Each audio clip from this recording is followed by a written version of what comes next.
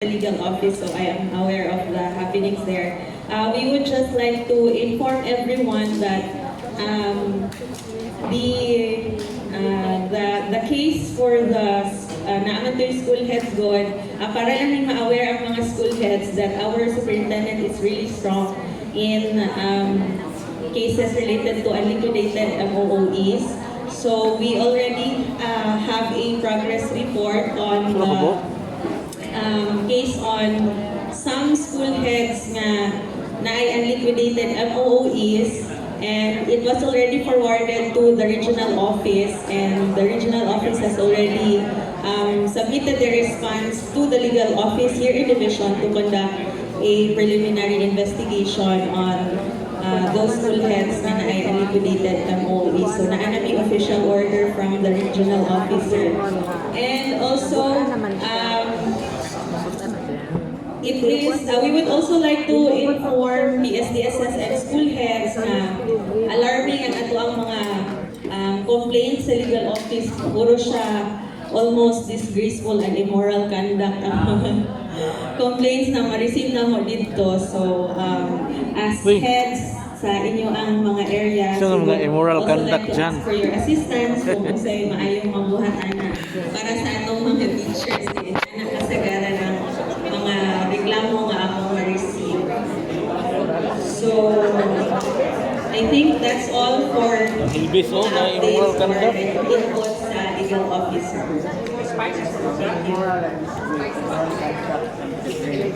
Thank you so much, attorney. I was joking with our chief. Sabi ko, if there is homeroom guidance in the school, kailangan din siguro ng counseling session sa mga teacher. No? Anyway, that's not good, no? I mean, that's it's a good news, but that is alarming for us, no, as school managers, that we need also to make sure the integrity, because we are handling people sa tuwang level, no? So let us set us a good example. Kaya bukas abangan niyo sa report ni SDS, may topic siya doon about ethics. So abangan niyo yung tomorrow. Okay, thank you very much, attorney. Now let's move on to our admin officer 5, Ma'am Ellen, for the updates from the admin and Jen, sir. Hello, good afternoon everyone, especially to our chairperson of the EXECOM and the members.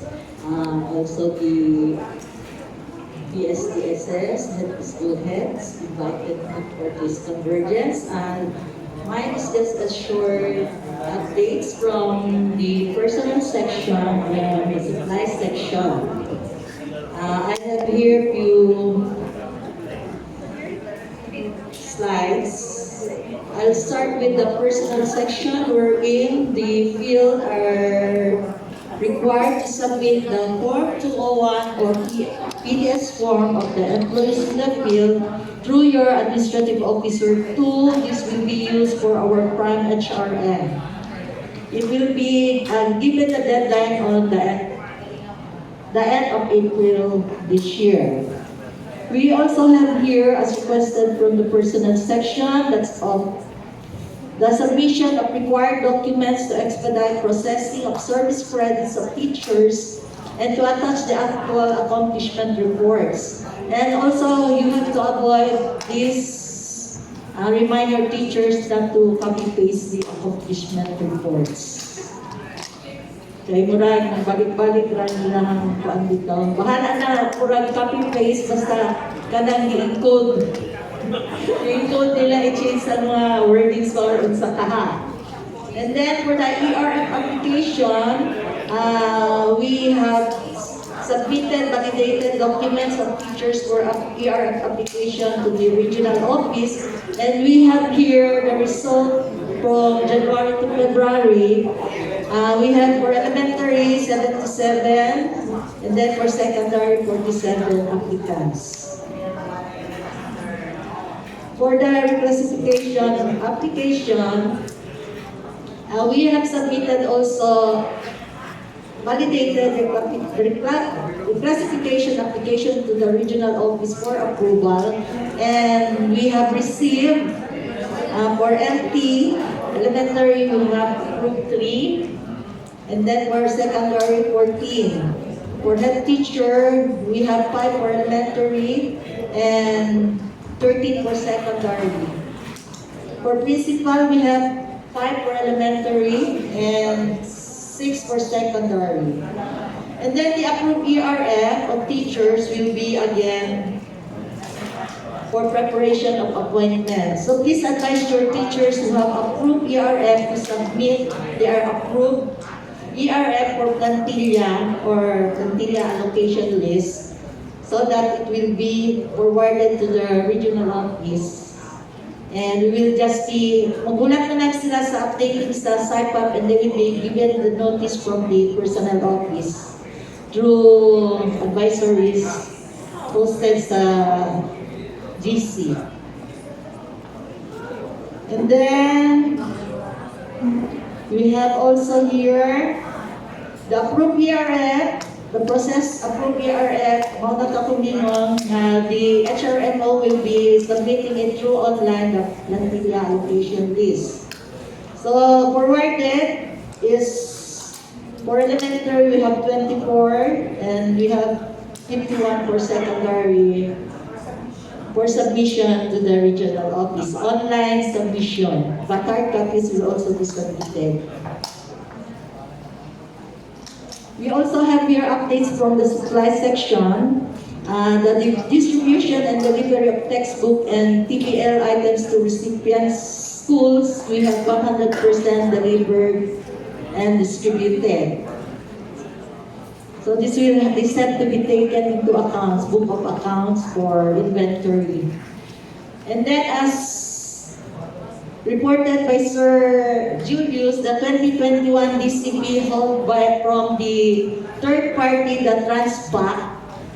This was supposedly reported last Execom, 82%, but sir, 100% delivered. 100% delivered ang 2021 DCP package.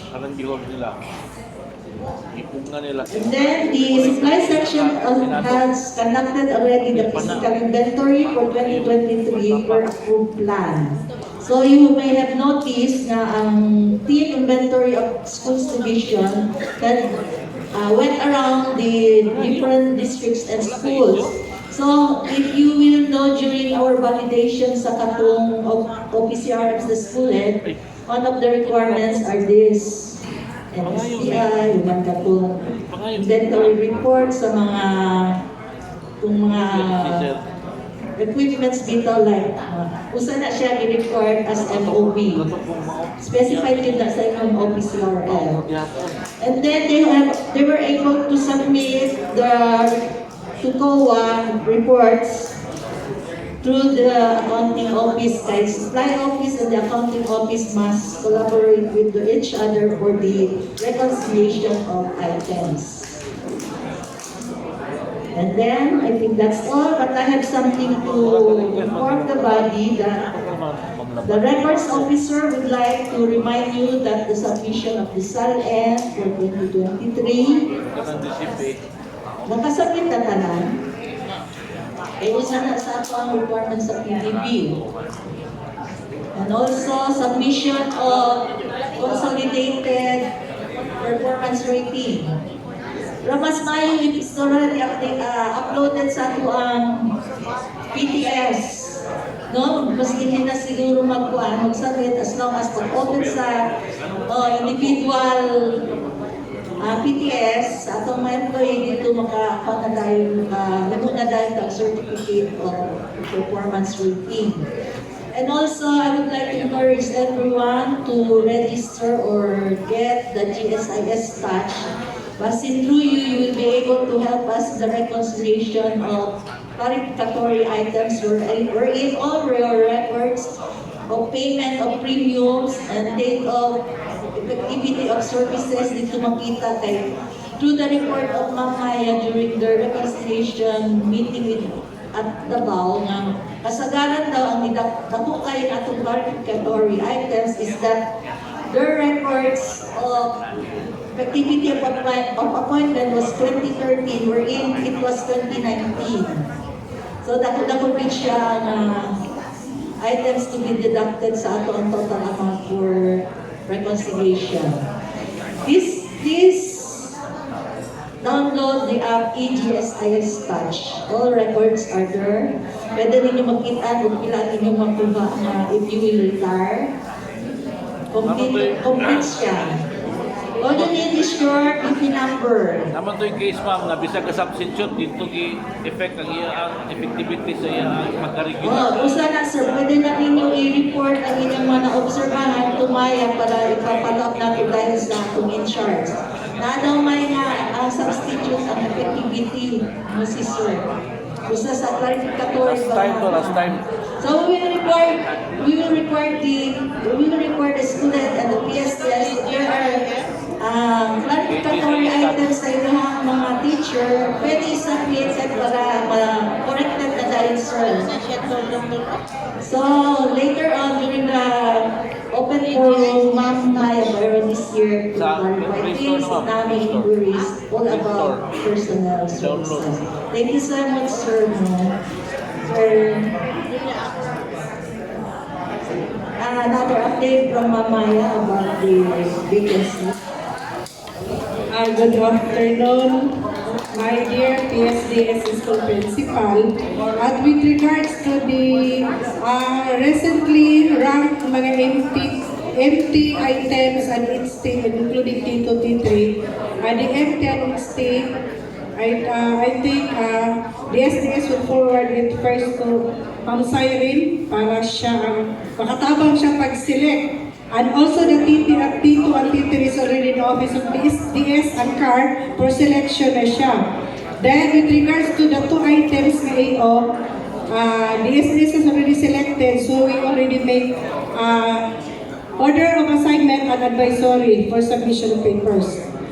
With regards to the other items nga baka mo inyong ipangita, other position inyong ipangita, they are still held in abeyance for ranking. Actually, doon namin na-DM, division memorandum nga mga non-teaching but gipahol pa ni sir because mag-orient pa ang bago itong process flow atong kaan. So, as of this moment, ang sa elementary, naatay PSDS nga unong ka-item, naatay P4 isa, P3 isa, P2 isa, ang district ani o kagasa ni nagabalo sila. Naatay MT1 nga 10 items due to retirement, promotion, ang uban ani resignation, then transfer and death.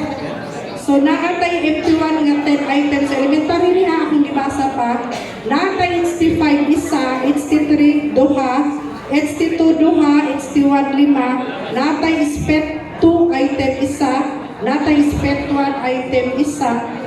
I think sa Tampi siguro ni abot di po ko sure sa Tampi ba ni. Natay T3 na 36, natay T2 nga 9 sa elementary. With regards to secondary, natay SPET 2 isa, sa junior ni siya MT2 upat, MT1 8, kay due to promotion po ni kay nanay nag-retire ng MT2 nila. So natay HT3 duha, HT1 duha, T3 20, T2 8. And also in senior high school, naatay SP 8, naatay T3 isa, at T2 8. I just want to remind sa secondary school principal nga ang T2 na to per Deputy Order number 7 sa senior high, subject for ranking yun siya. Then with regards to the T1 item, which is subject for plotting, I will declare it to our ASDS for plotting purposes. Naatay sa elementary 35 items. Naatay junior high school 30 items. Naatay senior high school isa. This subject for plotting na. So, nagsabot na ni Sir Teddy, iyon siya na, pag nahimag ka next week, kay supposed to be mag-leave, mag-ganit ako, pero di ko kalarga, gabi eh. So, magsabot kami after na sa 29 na siguro, sir, para ma-fast track kay naamang gutoy at sa Cebu ko, Sir Majin, na kay tulo. Pero atong ihatay itong isa sa eskilahan ni Victor Lorisma kay sige reklamo. Pero ako pa tanaw si Teddy nga wala ito napulihin, nga naman ito napulihan. And also, ay katong nag-query bahin sa ilang mga non-teaching position nga wala pa sila napulihin. Just be patient enough kay per order sa itong SDS the newly promoted AO to cannot go out o dili maabot ang ni-replace sa ila. Naamanggoy na nga AO nga nainahay na to nga AO, napinahay na to nga kanang katong gipuli sa AO nga naapa sila sa other agency na ngayon pagkarayong agency kaya di pa gid sila pwede kapahawak.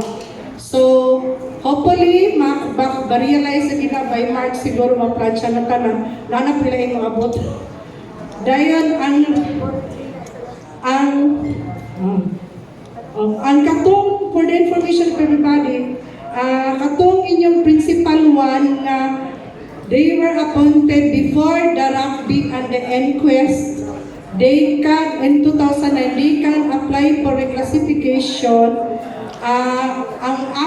Kami na ang himo justification nga butangan naman ang justification nga they were appointed prior to the rugby the inquest. Di can apply pero daghan naman po noon katulad siguro uban due to sa ilang masteral unit. So doctoral, please advise your people nga mo eskwela gid sila kay luoy pag sila ma-promote. Karon gali na murag nag-ul ko kay naa day retire nga tiwa na pod kay dikit pod siya mo hatag gid pod papel. So saan po siya imo dikit siya mo kay kapuya na daw siya. So that is my mantra to the AO nga og mahimo sila ang mo reach out sa maestra, igo na sila mapaporma sa papel sa ERF. Sila na mga documents, sila na mo-fill up sa form. Kaya ang mga maestra, kapuya na gina sila. So, Ma'am Pinian, just wait for a while. Kay si Ma'am Bona from Linya, di siya kapahawak pa o wala po'y mapuli niya coming from Butala. Kay kuan pa man, ang katong mo napatay marag dili pa, nagrigudor pa. So, di ba po sila pwede kapahawak. So, ang imong imdalagin, ano niyo, basta katong dibasa ko appeal na mo. Sorry, kaya akong slide, di man mabasa ang USB. Ako tayo present niya, kinatoy by district, by cluster 1 to 6. Naagi dito. So, ako na lang, naamapong ko din ako na lang i-xerox, hatag ako ninyo kay, naako sa USB, naghimo ko ka na PowerPoint, nag-print po ko hard copy, magpa-xerox na lang ko. Okay, again, thank you, sir. Thank you very much, Mamaya, for the updates, and to Ma'am Helen. Just like also to share to everyone that please, the HR has already floated the Google link. Please fill it up because we cannot move fast without knowing first who are assigned as AOs in your respective district. Because that is also the struggle of the HR because every time they ask for report, iba-iba yung tao ang nagsasubmit ng report, walang fixed na tao. We want to make sure there is one person that we can contact, labi na ang HR and PSP, because we are always keeping in touch with the personnel.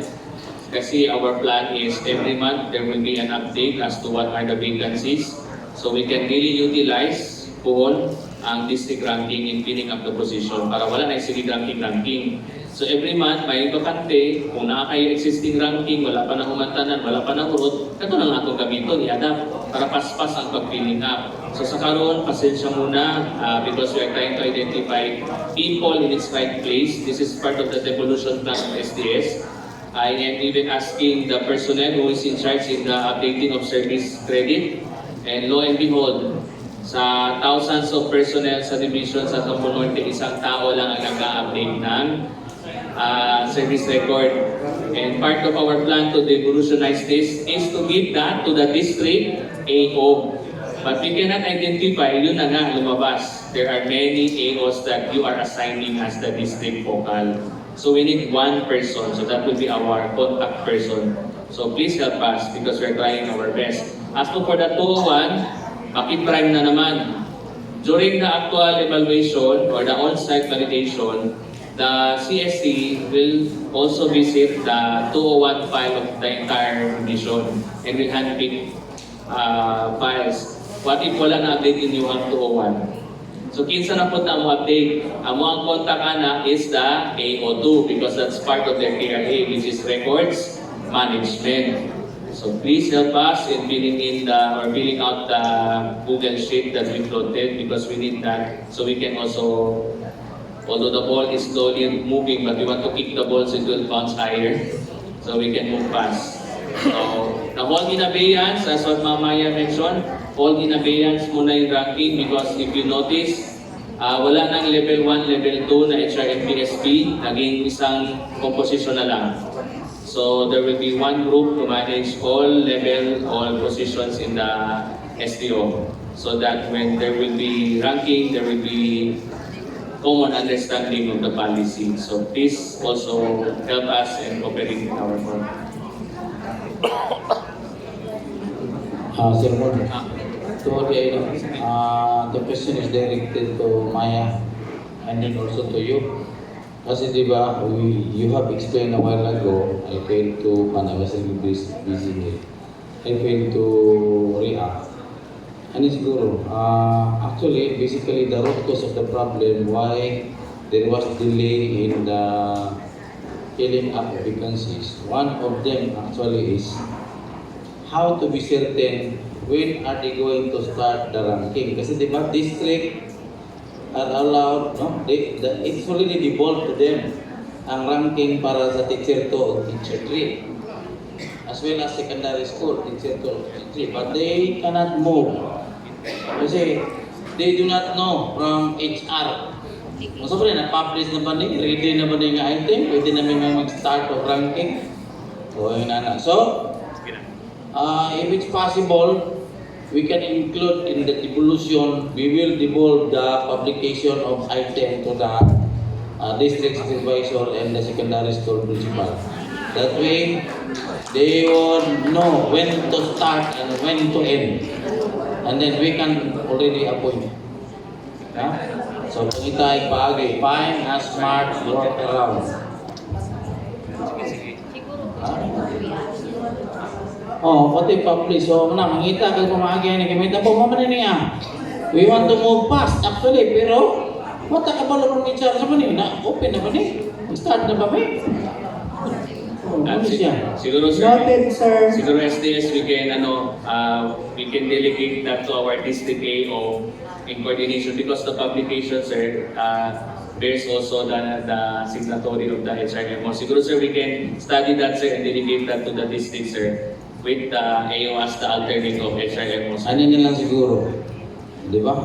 If we can allow, look into the guidelines siguro ma'am sa no? If you can inquire with your if we could deputize our field personnel to become the unauthorized signatory of the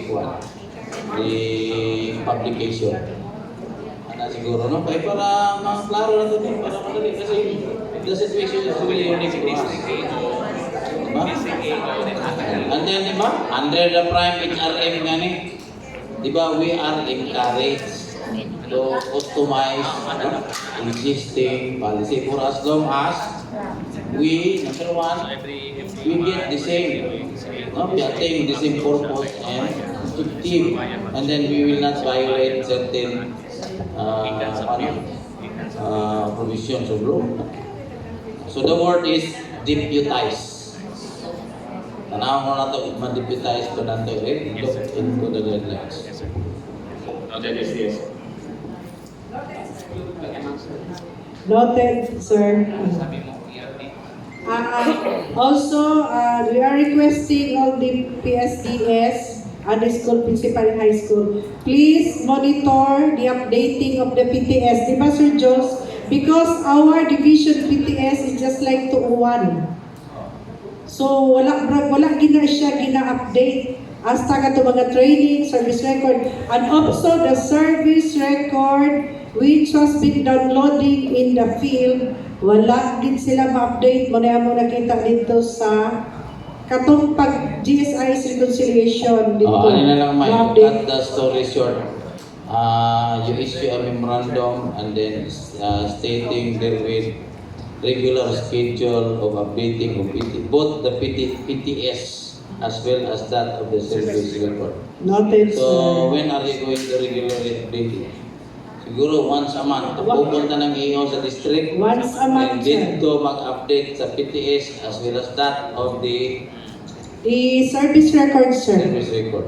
pwede na. Schedule, dedicate one day updating siya ro dili ma-update.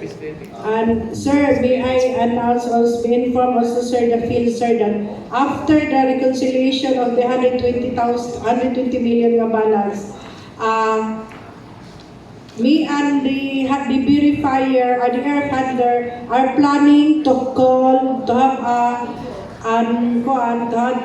a consensus with all AOs regarding the updated then katong sa mga ara-ara katong sa substitute nila para dili na mo reoccur na punto we will be forced to pay sa katong mga clarificatory items in which dili gid siya dapat bayaran kay murag pag sa system. So karong time murag si Jaylin Raog ang GSIS ni offer sa kay staff mag-reconcile bangga ang service record sa GSIS ni bangga to up.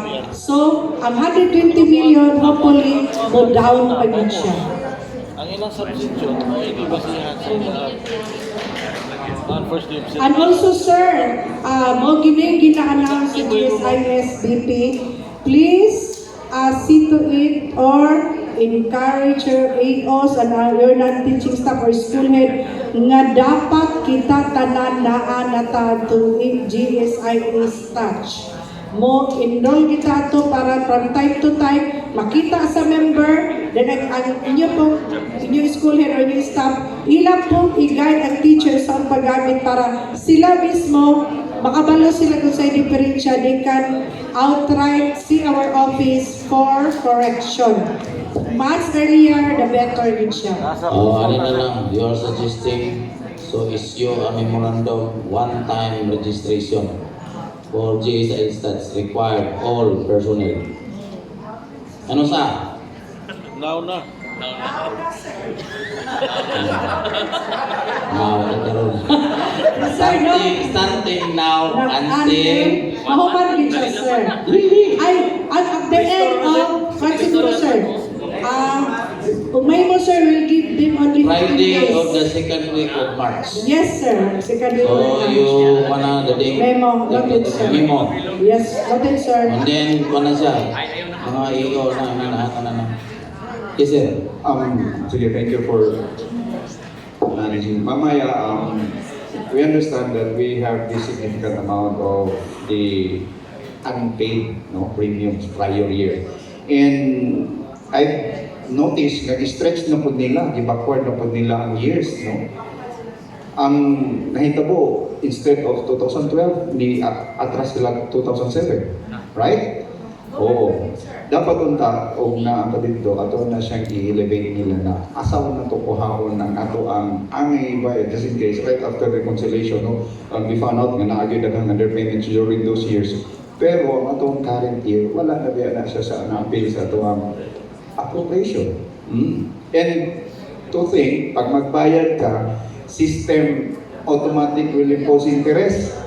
Oo, muna akong giingon dito ni GSIS, no? So, okay, very important. Again, it will go back, no? Kanina, kastorya ni Brian dahil sa likod. Actually, si Brian is my kanang link sa personnel and admin matters as well. Pinaka-importante, this is what I've been telling, dapat mag-match ang record ni system. When I say system, it should be the GSIS sa service record ni agency or ni office. Okay. Karon what we're doing is gi-download na to dito sa field. Ang paghimo, right? Oo. Okay man, because we tawag na decentralized. Oo, i-devolve na to. Pero remember, dapat kita sa opisina na agad tayo data banking and control. There should be that somebody nga will monitor. Mamaya, palihog kasi usak klaseng example, kang Brian karon ng iyahang contributions na imposan of arrears. Kaya nakasinayop lang ang entry sa service record. So, how about with the others? Labi na katong mga nadugay na. O, okay lang o permanente ta makahatag o makapangayo para accounts payable, di ba? Oo, para ana. So very crucial ni siya and very significant ang atuang ang himon intervention na ni. Dahil gusto nato ipadayon tong TWG ha. Even if without the Ma'am Ramos, pero I'm really happy sa iyang leadership adto. Well, of course, the collaboration and support that we have provided. No? Of course, budget and finance is looking at the funding. So, mayo lang kami kay kita, itagaan ta og last year 82 million. Then wako siya nahurot. Tuod kay dili siya basta-basta bayaran. This concerns to all. Labi na inighuman o kadulong ng tamang retired, magpa-check ta sa atong contributions sa remittances na ay mga minus. Dili siya 1.0, 100%. No. So karon mamaya ang suggestion, no? O if naapod mo yung mga ang makuha, naramang permis sa opisina. Please, dapat na isa. Akong example ani is the controller for cash advances.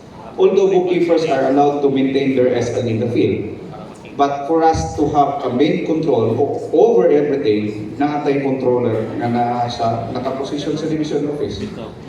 No, that's from time to time, they will reconcile. Oh, I don't know it. Mo na nga ako ana siyang i-emphasize. Ang kaya paglibot pwede nga magsalig na dito. What if something will happen? Disaster. Na dito. And then we have also our records nga na-adjud din. Kasi you're the one signing everything nga na-adjud. Noted, sir. Mora na akong suggestion, and for me, with Brian and of course other people can contribute a lot of things para ana. Thank you. Thank you. Noted, Sir Arvin. Beside, I keep on pangulitaw ni Sir Julius na masystem na siya para mismo ako makakita ko. Kanang service record including the liquidates. To be masystem siya.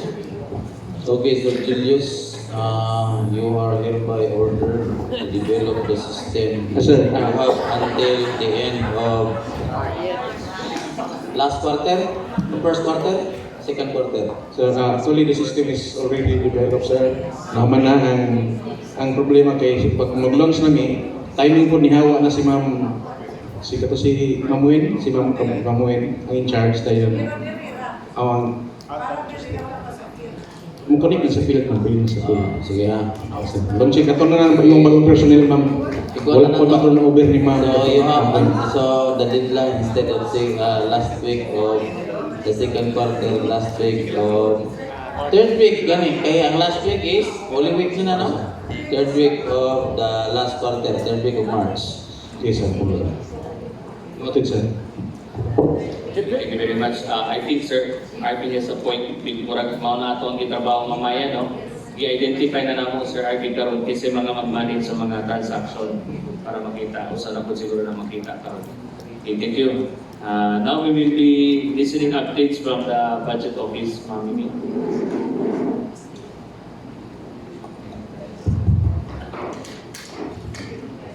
Good afternoon, everyone. To our SDS, Sir Roy Tubalia, our ASDS, Sir Raymond Salvador, our two chiefs of the functional division, Ma'am Sayari Mayormita and Ma'am Joyce Simpson, and my colleagues in the division office, co-members of the EXICOM, our school district supervisors, school heads, principals of the implementing secondary schools. Good afternoon. This is our updates of our from finance unit, from our budgetary updates. For the calendar year 2023, this is a cumulative updates and comprehensive as of December 31, 2023. This report is generated from our FAR 1 URS Unified Reporting System, and this will be the basis in the reporting of our agency performance review to be conducted by DBM on March, this coming March, month of March. So this is our total for our fiscal year 2023. Total agency-specific budget,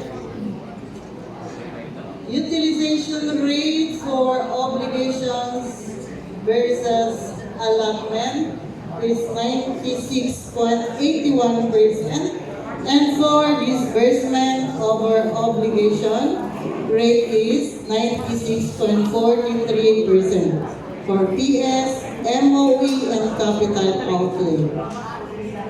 So capital outlay there is the sub-arrows received from central office and sub-arrows from regional office. For obligation rate, this is 96.81%. Out of our allotment is 7,168,000,000. And our actual obligation is 6.9 billion. For disbursement, 96.43% out of 6.9 billion obligations, our disbursement is 6.6 billion. This is our by graphical presentation. This is our budget for the 2023. 7.1 billion for allotment, obligation is 6.9 billion, and disbursement is 6.6 billion. For our implementing units, nandoon ito ang secondary schools. Implementing secondary schools, our 19 secondary schools ayos. This is our budgetary updates. For Bakungan National High School, total na akong basahon. For obligation rate, 90.38%. Daghan sila unpaid obligations and continuing appropriations for MOE. And for disbursement is 100% paid.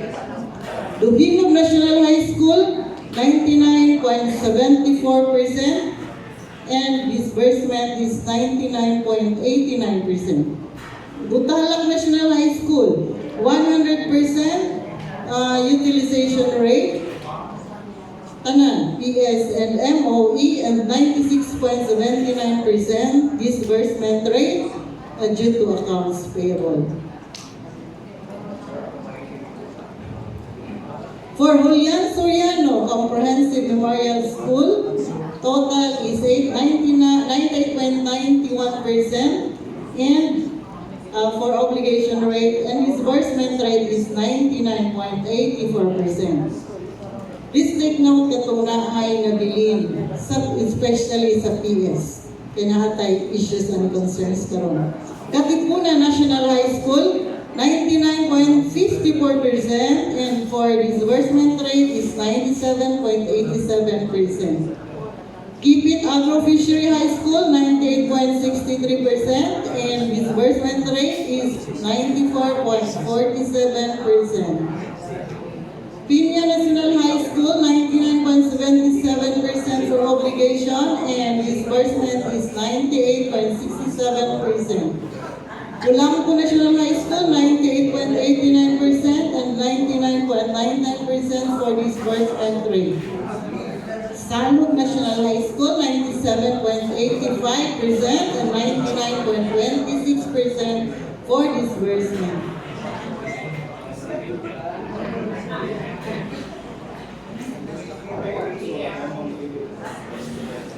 For Serious Media National High School, 99.52% and disbursement rate is 98.83%. Sibutag National High School, 99.10%. Disbursement is 99.19%. For ISNAS, 99.48% and disbursement is 98.49%. For Siocon, 100% congratulations and 95.81% disbursement due to accounts payable. And for Sindangan National High School, 97.07% and 100% duly paid.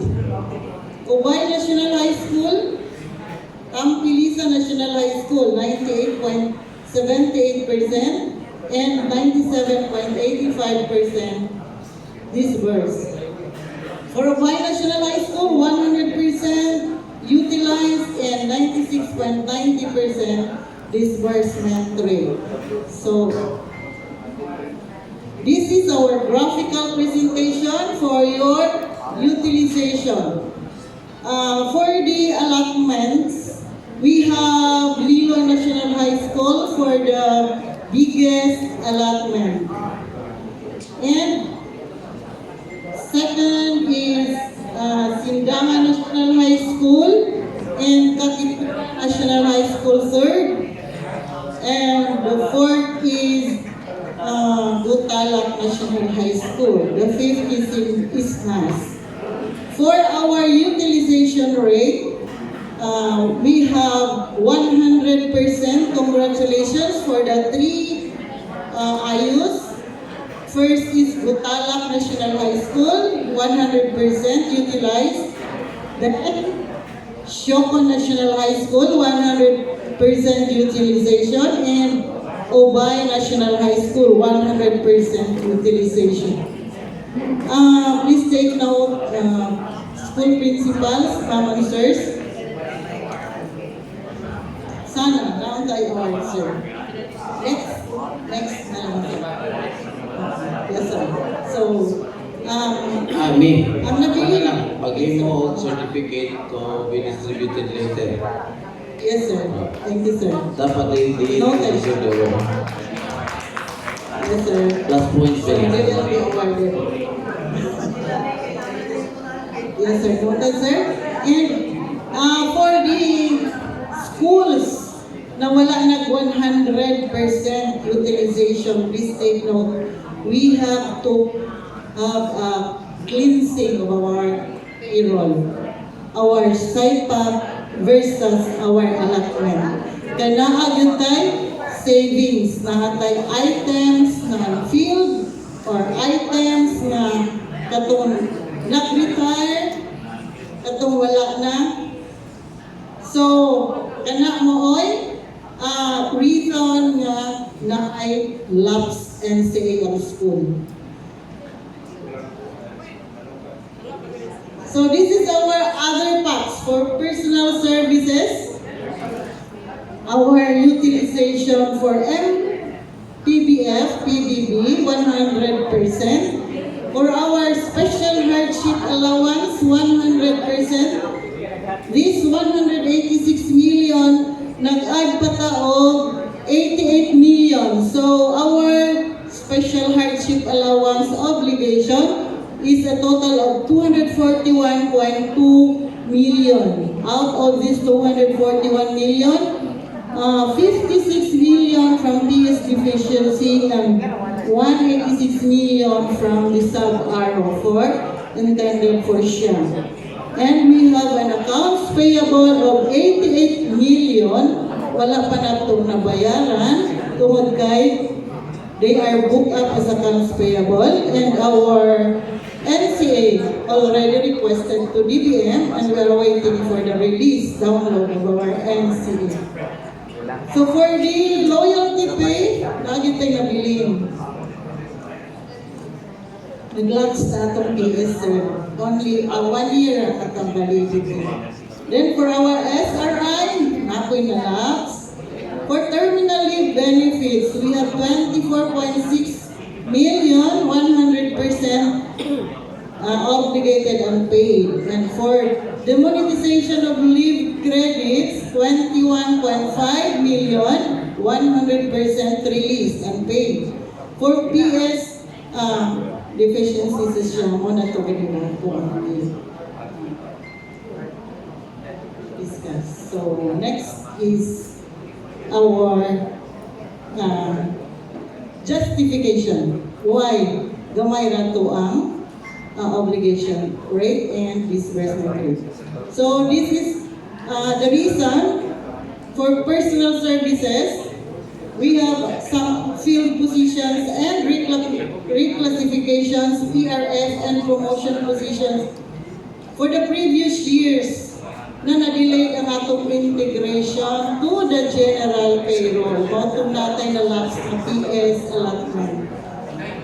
For unutilized MOE, there were schools with no downloading to local school fund due to unliquidated cash advances.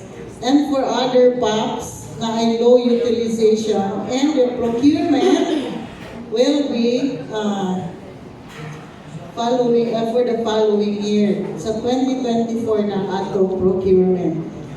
Nahimo siya continuing appropriations. For the disbursement, 96.43% accomplishment due to our obligations that were booked up as accounts payable and not yet due and demandable. For salaries and other emoluments, special hardship allowance, SRI, MOE and capital outlay, other programs, projects for sub-arrows. They were booked up as accounts payable and for due and demandable obligations and not yet due and demandable obligations.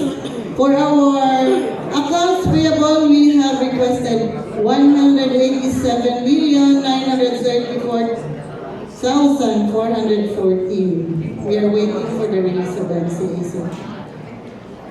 So this is our GEA for the calendar year 2024. We have an appropriations, our GEA under the Republic Act 11975.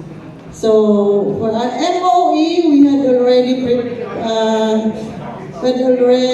conducted our school operating budget, and I believe that the school's respective budget is on the preparation of the SOB now. The ECHO for our SOB.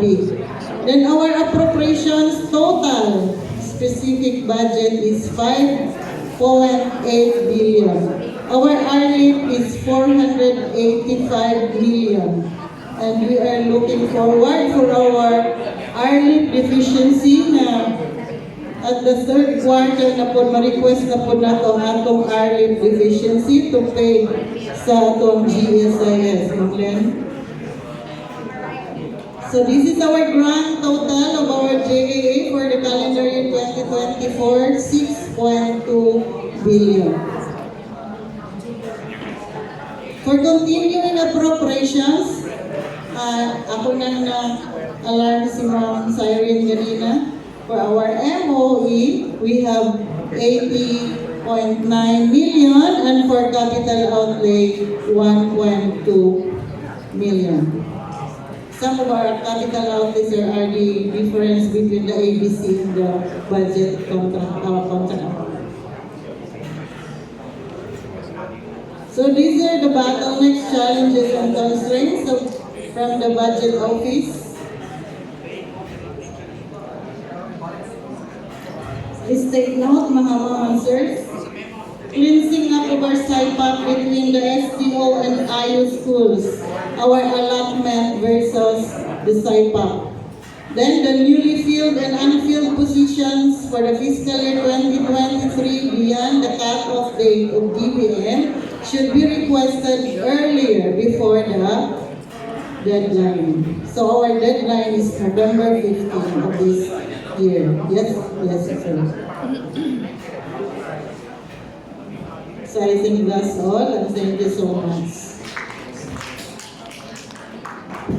Thank you very much, Ma'am Mimi. Nabusog ako sa figures. Laki-laki ng figures. Hopefully that our learners, our teachers, really did this much now because our government is really aiming to provide us with everything with all the allocations and appropriations. I think yung last na slide, second to the last slide ni Ma'am Mimi, parang yun din ang ina-address ngayon ni Ma'am Maya to do the personal audit so we can address the SIPAC deficiency. Okay? So that will be included in the devolution plan.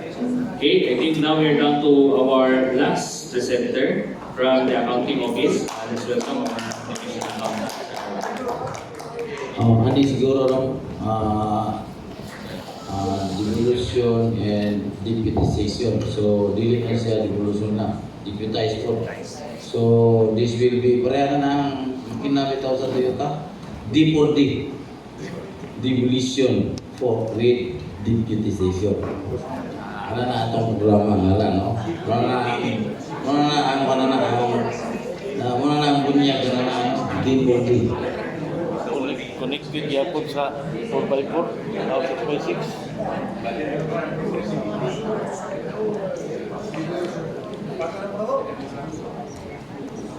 Kusog yung backpack si Singlo, marang na ganito yung Sunday. Okay, ay hapon to continue with the report under budget and finance, specifically for accounting section.